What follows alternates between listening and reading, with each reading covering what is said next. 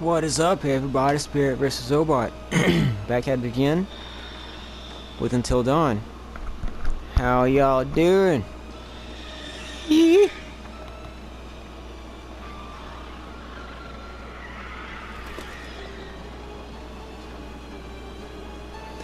Well, I guess all I can do is drop down.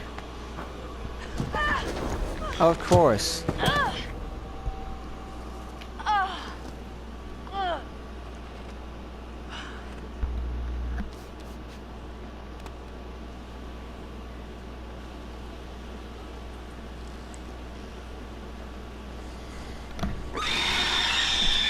Run.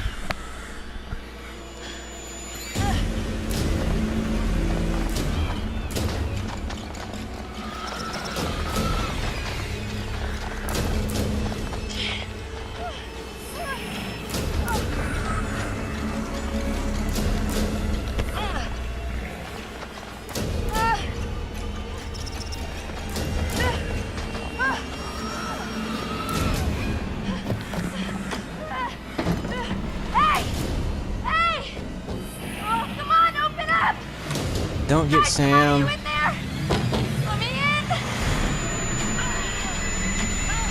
Sam. Mike. Oh gosh, you look terrible. It'll look worse if we stay out here. Come on.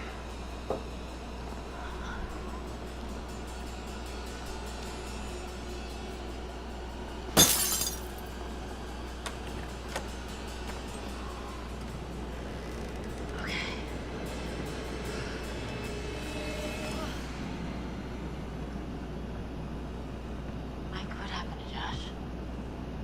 You got him. God, what an awful way to go.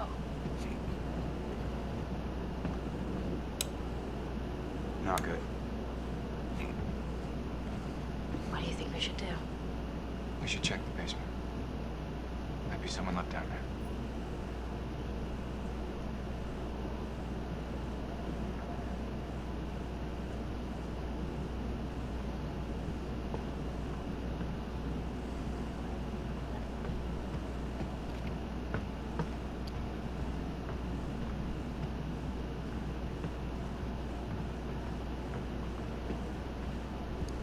The heck? Just walked right through him. Maybe it's a ghost, a G-host.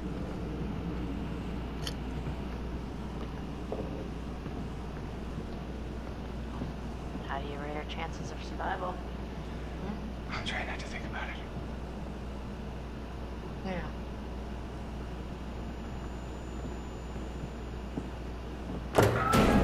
Uh-oh. Shit. Sam. Run. Run! Then why didn't you close the door? Don't look at him. Oh shit!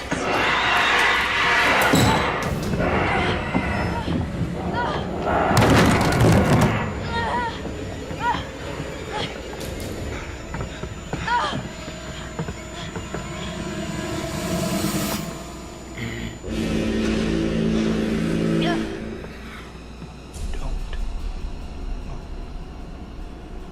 Don't fucking move a muscle.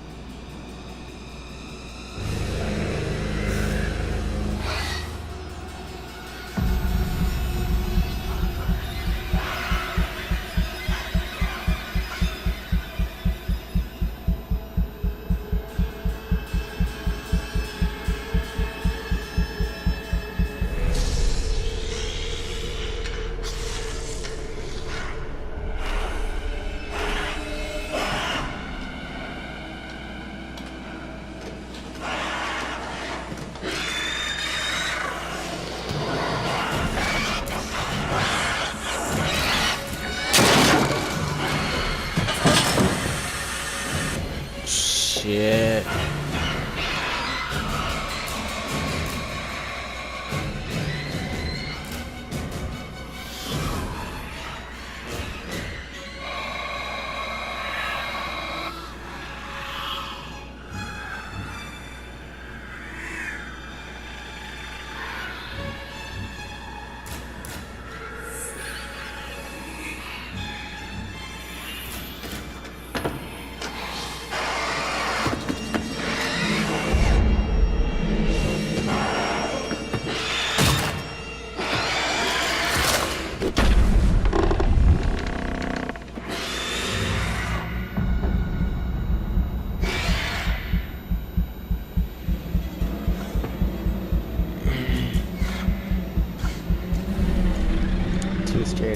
thing.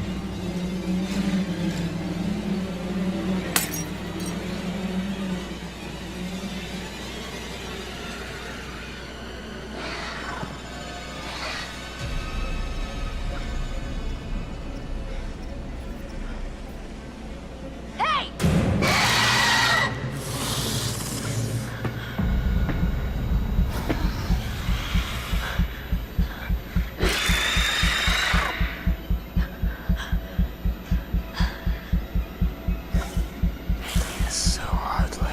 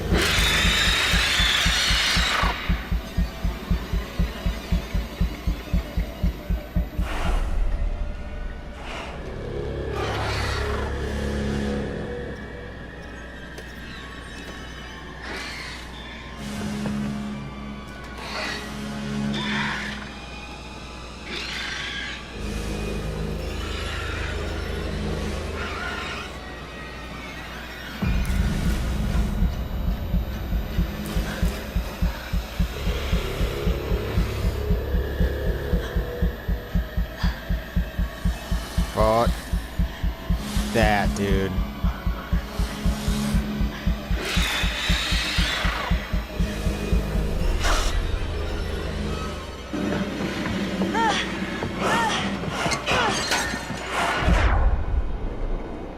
Shit.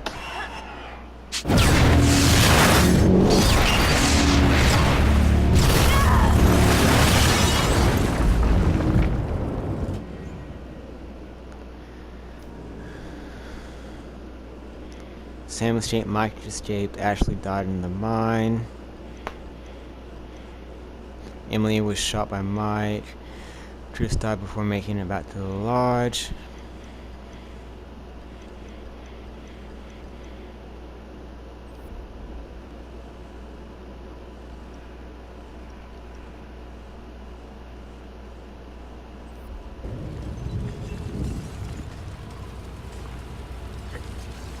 Hey, it's Dawn.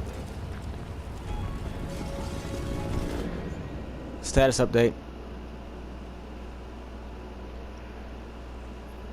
Oh, that's updated.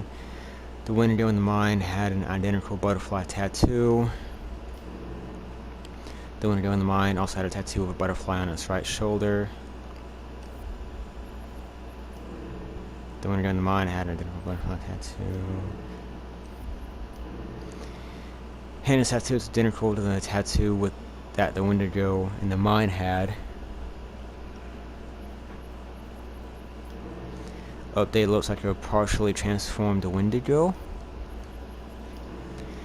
The Wendigos in the sanatorium must have killed all these people.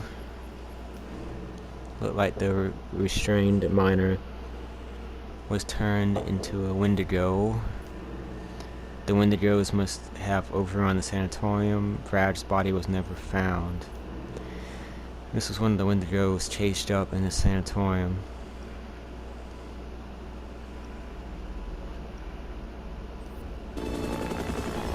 We have visual. The main structure is completely destroyed. Over. Hold on. I'm seeing something. It looks like there are survivors. So Let's pick them up. 2 survived. Sam. And oh my god, I said a blank. I'm having a blank. Mike. I'm sorry if I'm having a blank. Don't judge me. No!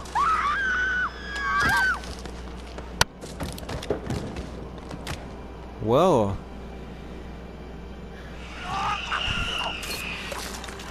Time of death, 4:30.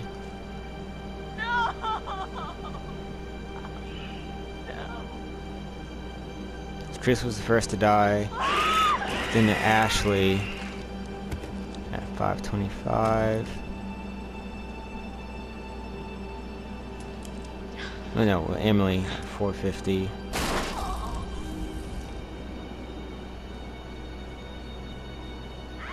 Gestra at midnight 12:30, 12:12. What the hell? Josh 623.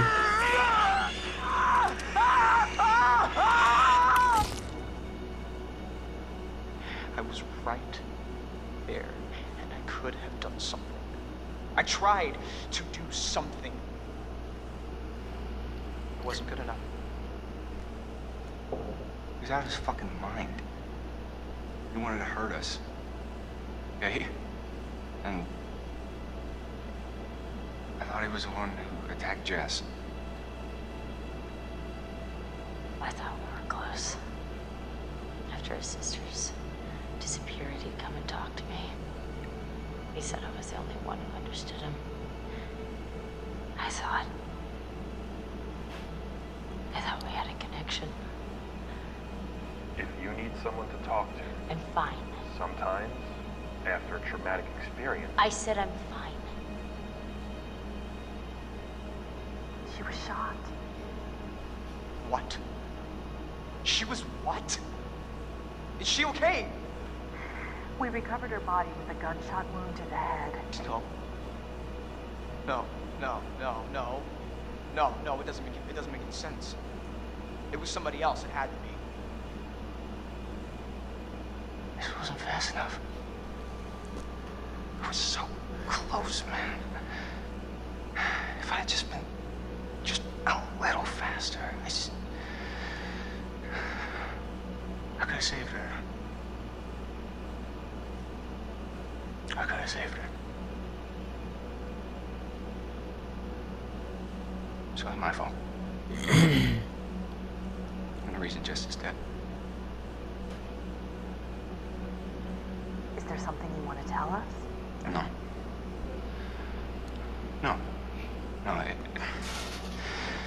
So it was you who broke up with her? It's...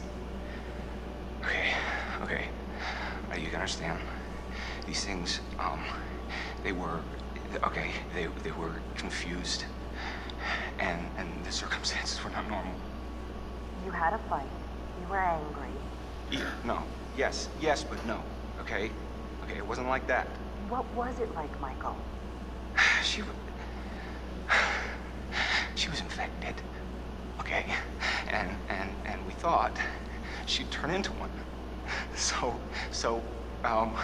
what was I supposed to do? You know, I had to stop her. I had to keep her from changing. You need to listen to me. I don't care if you believe me or not. It doesn't matter because you will. You need to go down to the mines. what's in the mines, Sam? I've seen what's down there, and I'd give anything to unsee it.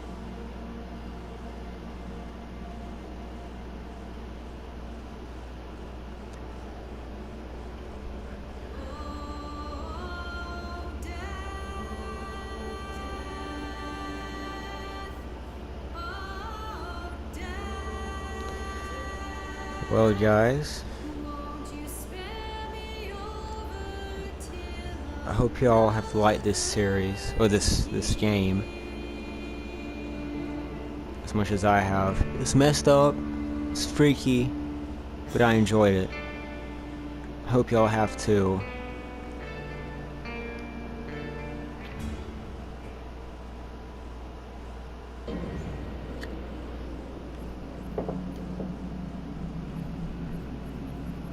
Oh.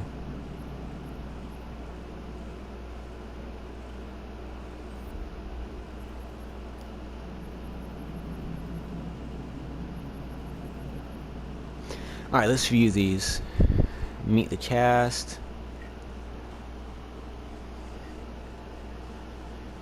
I am Hayden Panettiere, and we are here at the studio recording Until Dawn. My name is Rami Malek, and my name is Ron. My name is Megan Martin. My name is Brent Dalton. My name is Antonella Montini, and I play Hannah and Beth. My name is Jordan Fisher, and I play the character Matthew. I'm Nicole Bloom, and I play Emily in the game. My name is Noah Flex.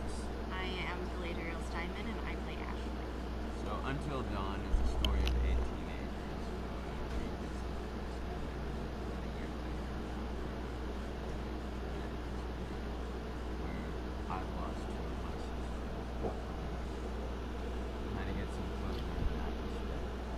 one of the things that Larry does really well is make these multi-layered characters. And I think for just the story in general, it follows the quintessential horror film plot lines, but the characters are so unique in themselves. And I think that's great. Oh, yeah, this was the right thing to do. What? You know, get everyone together on the anniversary. I mean, Josh seemed really pumped about us all doing something, didn't he? Yeah, no, he definitely did. I haven't seen him so excited about something in forever. Good, good. Sam and I have a few things in common, such as being huge lovers of animals. And she's a huge animal lover. She's vegan. She is a pacifist. I'm not quite sure if I'm gonna go as far as saying that I'm a pacifist, but she's spunky and cool. I know that she, I think, is made fun of a little bit by the rest of them who think that her morals and her beliefs in that area are a little ridiculous and they don't agree with them. But she doesn't care. It doesn't stop her from being herself. And that's something that I hope I have in common with her. Definitely can be depressed at some times and a bit of a loner, but who takes some solace in one of his sister's friends, Sam, played by Hayden Panettiere, and invites everybody back to the same house the next year to kind of find some closure. Jessica she has a whole lot of personality. She is definitely the sort of mean girl character that, you know, at school she knows she's pretty, she knows that boys like her, and she's going to use it to her advantage. He's got a big heart, and you can tell that's very evident, especially how he treats his girlfriend, Emily, and you know, he's kind of a meathead, but in the best way possible. She really knows what she wants, and she manages to get that from whomever it is, whether it be Matt or Mike. You know, she's really driven, and I can definitely relate to that. My character is Chris, and he is what society might consider the nerd of the group, and he kind of embraces it. Ashley she's a little more serious than some of the other girls. She's definitely very intelligent and thoughtful. She kind of looks at the whole big picture of things. She's not quite as geeky as Chris, but they connect in a lot of ways. Mike is like big guy on campus. He's the class president who has some charm and has a brain, and I don't know, people seem to like Mike. He gets away with a lot though.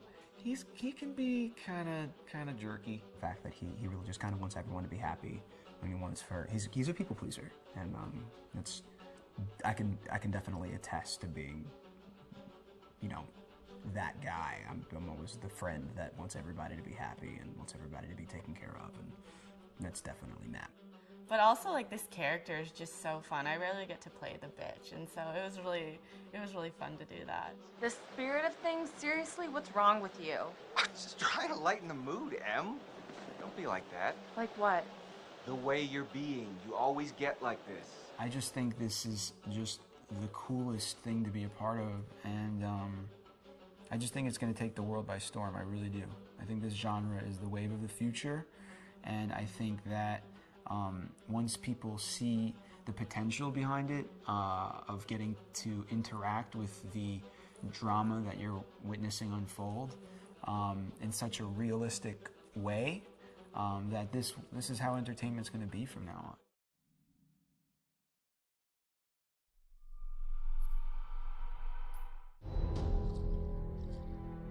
Hi, this is Lee Robinson, production designer on Until Dawn. The production design for Until Dawn started with the great teen horror script that sets the characters in a Canadian winter mountain lodge, being a contemporary setting with visual clues derived from classic films of that genre, such as Hitchcock's Psycho and Stanley Kubrick's Shining.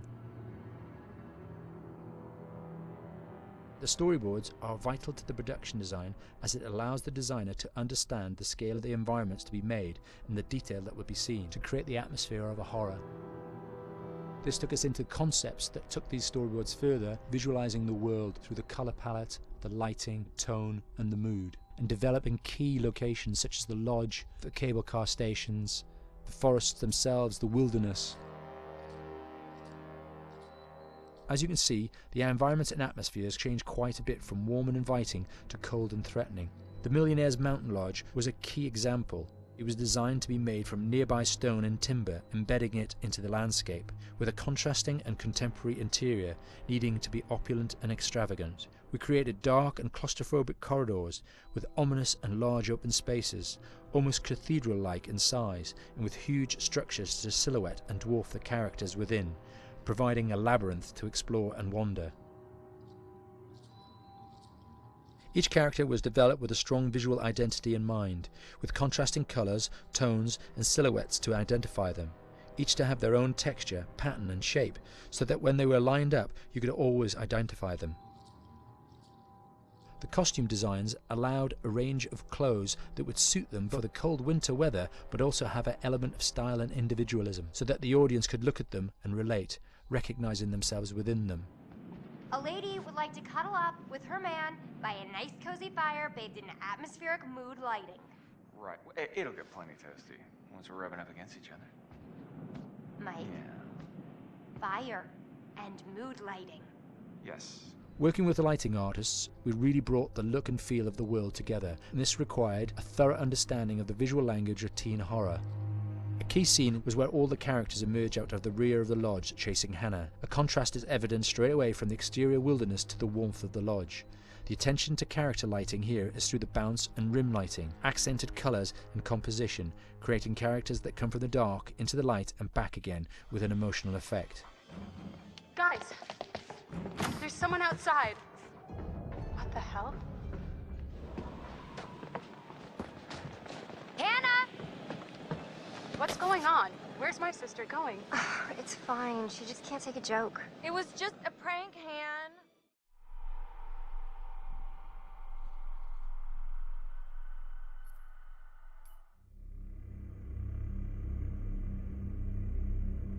Until Dawn is a game that's full of horror, and one of the things we decided to do early on was to take a scientific approach to how scary it was.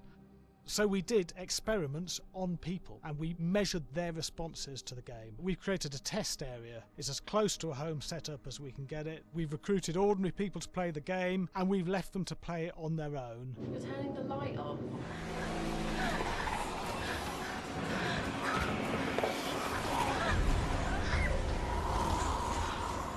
The only difference is it's rigged with cameras and microphones that relay the data through to the next room where people are watching them play. Bracelet here we use for biometric testing. It measures the player's emotional response. It's called a galvanic response sensor. It makes contact with the user's skin and it measures the electrical conductivity across their skin. It's the same principle as an old-fashioned lie detector. When you're stressed, you sweat a little, very sensitive, and picks up tiny changes if the player is feeling anxious or scared. That data's fed back to a testing team, comes through as a graph. I'm so sorry.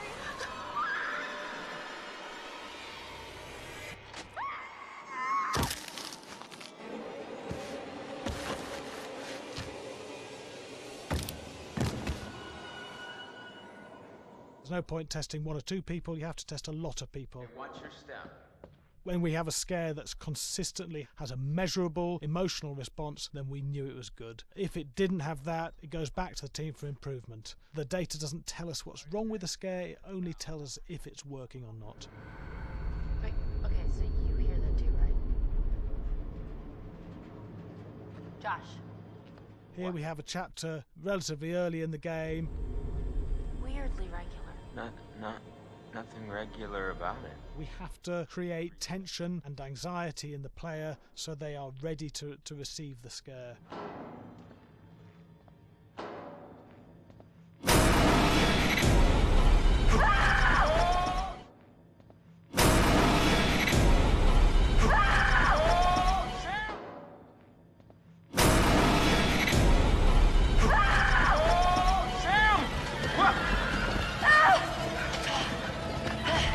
Give the player time to recover, to cool down, to calm down, and then start building the tension again before we do the next scare.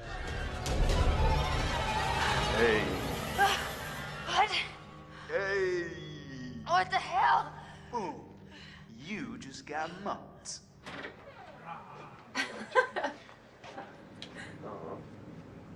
Yeah, I have such an adrenaline high in that game. There's two things we found. One is we could look at the scares, analyse if our expected scares were working effectively. Were people shrieking and covering their hands, or were they getting an emotional response from it? And being scientific about it means that we strip out people's opinions about whether things are working or not. We've got data, and we look at the data. If it's working, we're happy with it. Really scary.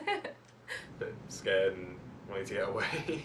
I actually be maybe a bit scared to play it on my own, but in a room with the lights on, yeah, with some other people as well, yeah, maybe. But because I'm a scaredy cat, I would play with someone in the room. And the lights on. It was one of the scariest games I've played in a long while.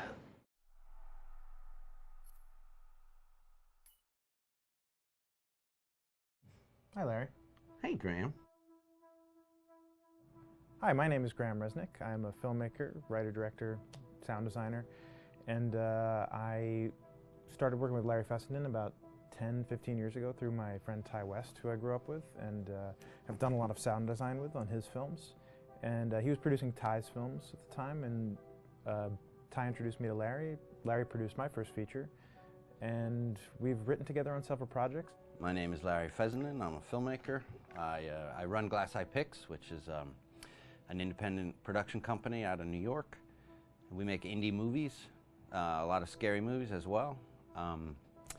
And I got a call to audition to write this video game. And I called my pal Graham Resnick because Graham's a gamer. And while I thought I could offer something to the idea of writing this multi-branching story, I knew that I would want Graham's expertise as a lover of gameplay, since I guess games were started. So and just as a lover. And as a lover, yes. As Just why there's so many sex jokes in the game. There was one Italian website that did say the Larry that's Fessenden and right. Graham Resnick, the two lovers behind Until Dawn. Come here. Maybe I know how to handle you too. I am definitely ready to be handled. So I wanted Graham by my side. Yeah, and we got the gig, and it's been an amazing ride. Oh, hell yeah. Oh my god. She's taking her shirt off. What? Oh my god. Matt, what are you doing here? Hannah. I'm sorry, Hannah. This all got Don't out of mind, hand, just but... So in the game, the basic setup is that a year prior to the game's start, all these kids had gone up to a ski lodge that was owned by the parents of one of the kids, or a couple of the kids, and some of the teenagers played a prank on some of the other teenagers, and a terrible tragedy occurred when a few of them, two sisters, ran out into a blizzard, and were never seen from again.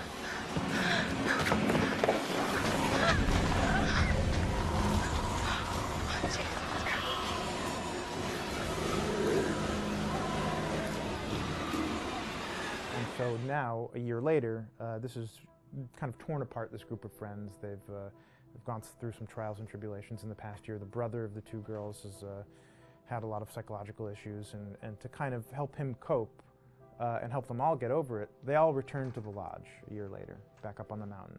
And the idea is to get over it, but... the healing does not begin. Yeah, and these kids are all trying to find themselves. They've been through a trauma, but in general, they're just teenagers trying to figure out who they are. So they're all kind of falling into the patterns, the stereotypes, the characters they see on TV and in the movies. I think we were very interested in taking genre tropes and kind of making them sort of refresh them.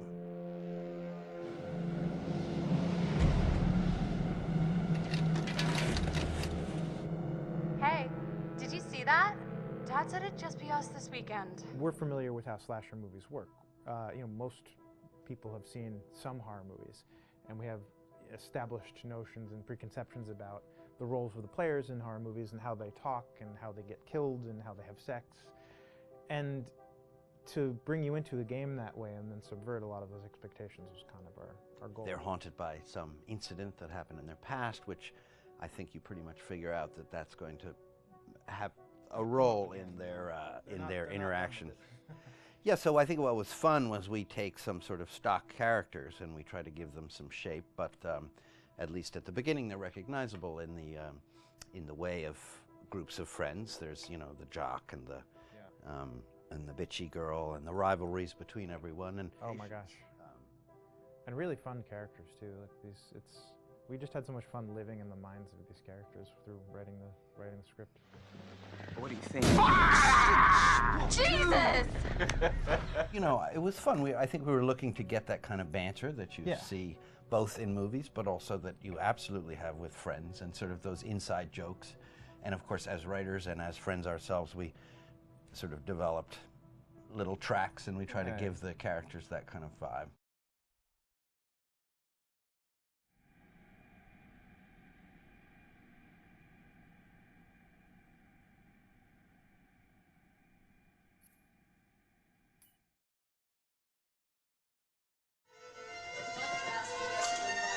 Yeah, fast and violent. That's what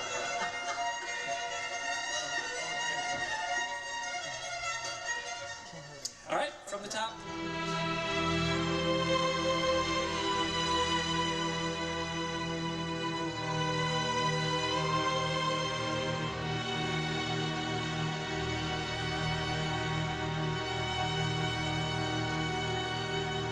My name is Jason Graves, and I'm the composer for Until Dawn.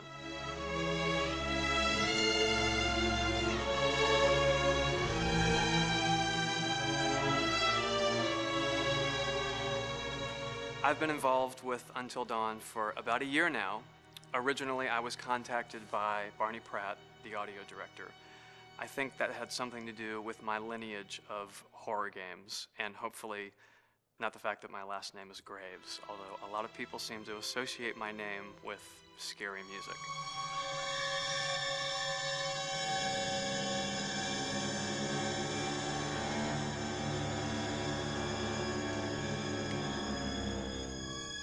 One of the things that was really exciting about working with Barney and the team at Supermassive is they really wanted something unique for the music. They wanted the music to stand out and be a character on its own in the game.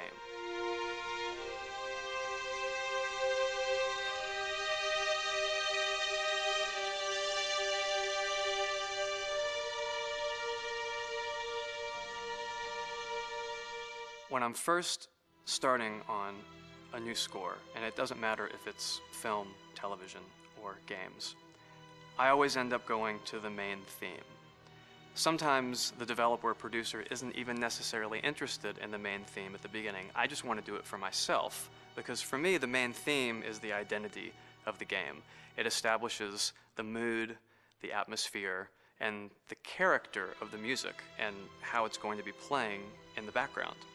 And that's what we did with Until Dawn. That was actually my demo pitch to Supermassive Games. I put a main theme together, recorded all the instruments at my studio, and sent it to them. And they liked it.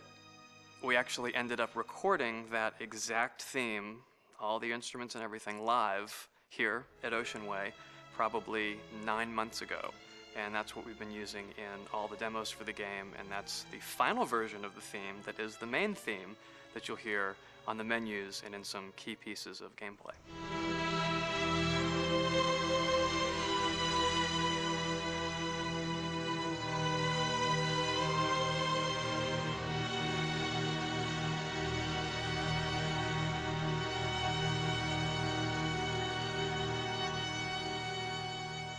I seem to have made a name for myself in horror.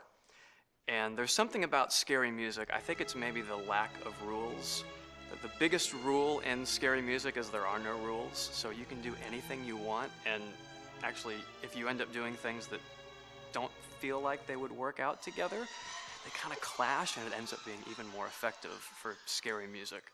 So that's what really drew me to Until Dawn, was the textures, plus writing thematic material that is interwoven with the scary textures. I haven't really done anything like that before. Usually it was just all tension all the time, and that's fun and it's great. But I'm actually at heart a very melodic composer. That's the kind of music I love listening to, and that's the kind of music I love writing. That's the kind of music I got to work on in Until Dawn. Very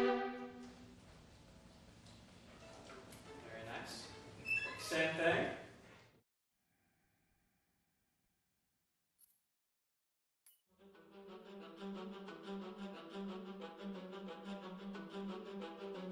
My name is Will Biles, Executive Creative Director of Until Dawn. The first part of getting a believable facial performance in-game is to capture, topographically, the actor's range of emotional expressions as separate versions of the same head. Every tiny nuance gets digitized and merged, effectively creating a model that can recreate every facial movement that the actor makes.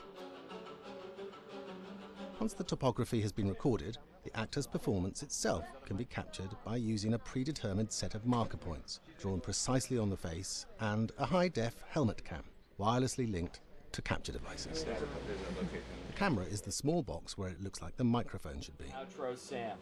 Mark. It records in high def the movement of the dots throughout the performance that will drive the expressions captured earlier. Unlike other systems, this form of capture is far less lossy because there are fewer interpretations between performance captured and performance rendered finally in-game. The audio is also recorded via two separate lavalier mics attached to the helmet.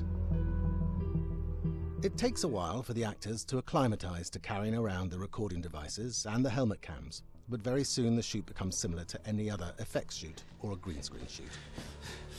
The actors in these scenes are only recording facial animation, but use cursory body movements for pacing.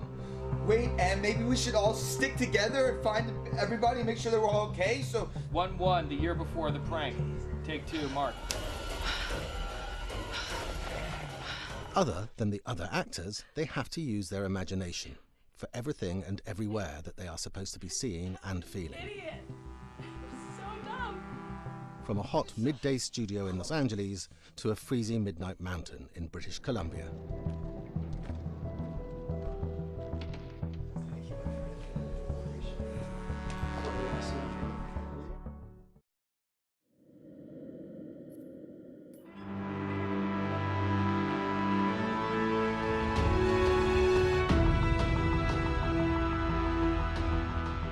Until Dawn has a dynamic, ever-changing story, the facial performances and the body performances are recorded separately with different systems.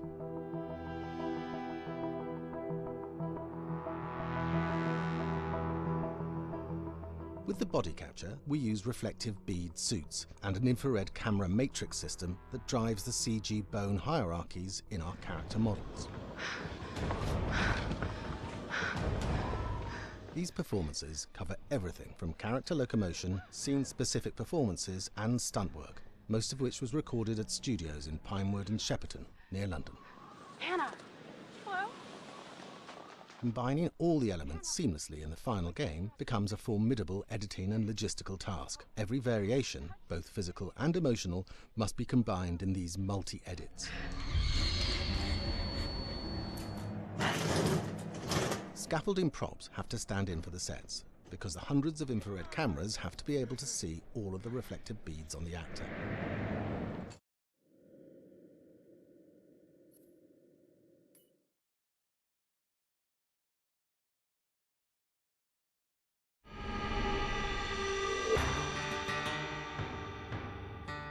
America's Northwoods border region.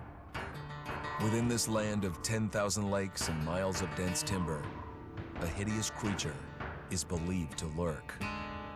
The Northwoods is probably one of the last frontiers in America.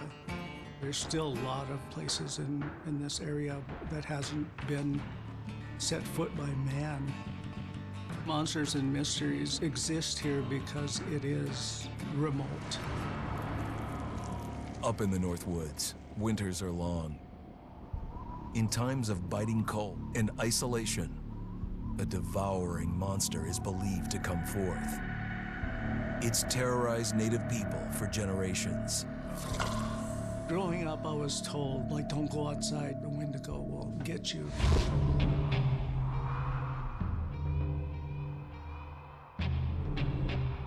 Among the traditions of the northern Algonquin tribes is the Wendigo, a monster that can seize hold of a person to carry out its hunger for human flesh. Many Native Americans fear even talking about this Wendigo, and even the mention of the name will let the Wendigo find out where you are, and it will open you up to be possessed by this Wendigo. The most famous case of a Wendigo possession took place in 1879 in the deep woods outside of Edmonton, Alberta. Swift Runner, a Cree Indian, was a trapper and a guide. He had left town the previous autumn with his wife, 6 children, and his mother. But when Swift Runner returned in spring, he was alone. Swift Runner came into a nearby village telling this heartbreaking tale. I had to watch them starve to death. Of his family being killed by starvation, and that he was the only survivor. My whole family gone. It wasn't hard to understand a family falling victim to a brutal winter. To even not. Yet something was suspicious about Swift Runner. He was a strapping man, and he came into town weighing over 200 pounds. It didn't look like somebody who had just weathered a terrible winter. He wasn't malnourished, didn't look like he was starving. He looked healthier than ever. After a few nights, it became clear that something was wrong. He started having night terrors, screaming in his sleep. I am the Wendigo! Villagers alerted the police. Swift Runner actually guided them back to his winter cabin.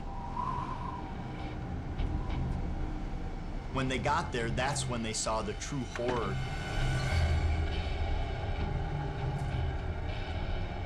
Human skulls were scattered around, many bones, some of which had been snapped in half, and the marrow inside had been drained. They had never seen anything like it. Swift Runner had killed his entire family, shooting them, hitting them with an axe, strangling, and then eating most of their bodies.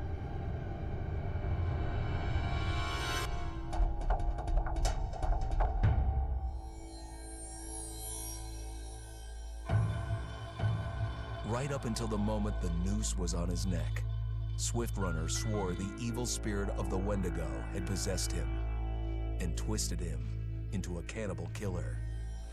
When he was on the gallows, Swift Runner himself said, "I am no longer a man."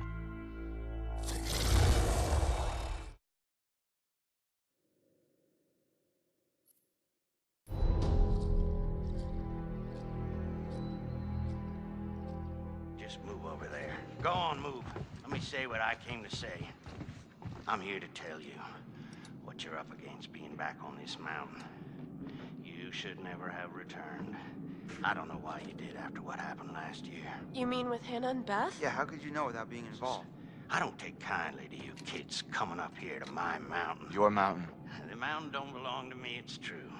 But it don't belong to the Washingtons. This mountain belongs to the Wendigo. Hi, this is Lee Robinson, production designer at Supermassive Games. Understanding the ancient myths of the Wendigo was key for their development that helped the visual look. Through sketches and concepts, these elements were visualized, such as eyes being milky, almost dead, with loss of lips and eyelids due to frostbite, fangs growing and arms and legs getting longer, with skin hardening and thickening to look snarling and menacing, yet withered and lean. What the hell was that? Another fucking piece of... Fingers and toenails extending like claws, allowing them to climb effortlessly. We made them look gaunt and weathered, and having ragged remains of clothes they wore. Blood-stained and rotten, with patches of hair still remaining, they retained strong skeletal limbs, which enable them to be agile and quick through the environment. Where are you? My name is Jamie Gallipo, animation director at Supermassive. You're not a fucking bad dream. The overall direction on the creature was to be very strong, to be extremely fast. We wanted a spider-like movement to the creature. 1 minute scampering to leaping and then crawling, almost instantaneous. And finally, we wanted the creature to have this real, uncontrollable thirst for flesh.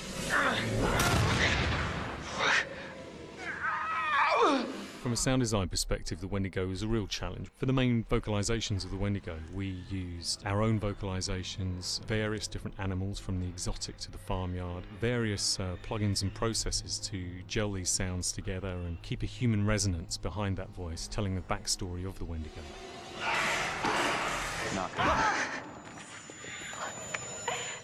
During the chase sequences, the anger of the Wendigo is felt by encircling breaths, screams and screeches that essentially chase you as you're being chased by the Wendigo.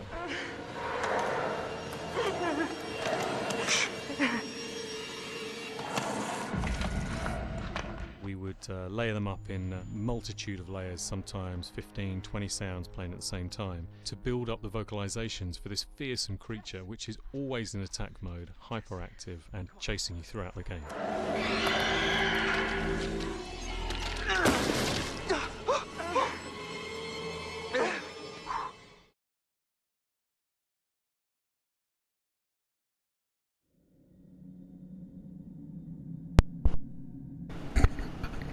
Well guys, I hope you have enjoyed Until Dawn and all the bonus content, kind of behind the scenes stuff. I know I have. I know I didn't collect all the clues or didn't find this whole video. I even missed I found a baseball bat and left it in the... Oh, I could have brought that with me. I don't even know what left behind would have been. Anywho, I hope that y'all have enjoyed this game. And I hope y'all enjoy watching. And until the next video game, stay awesome, stay beautiful. Love you guys, and I will catch y'all later. Yay!